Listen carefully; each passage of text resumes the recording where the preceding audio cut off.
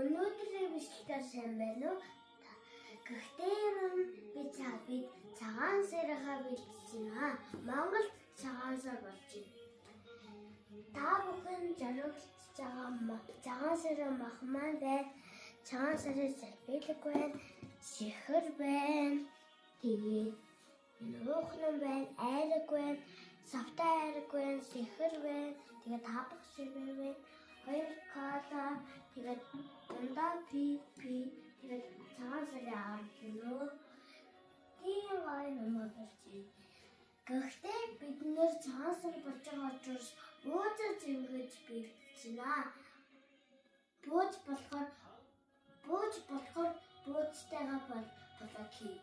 Гэхдээ ингээд цагаан сар төгсөн биш мөнгөө өжөлье.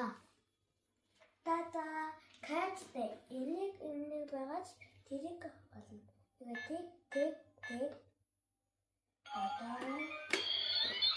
Хада ингээд нэг мөнгөний хаагаар нууцсан хатар сайхан их мөнгө байгаа. Ингээд манай мама гэдэг баян ингээд тасгаар баян ингээд бүх данс тэгээд мөнгө бүх номон ингээд их байгаа ингээд и баян тийм ээ. Тэгээд манай гэр бүл юу байгааг нь хамаарья. Би ингэжтэй улаан тэркаамшсан улаан палач юмшсан улаан цагаан сарын палач юмшсан.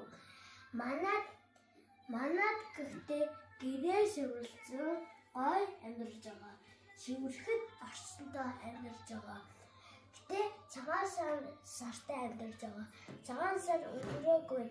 За өнөөдрөө бичлэгэнд орсонд баярлалаа. Баярлалаа.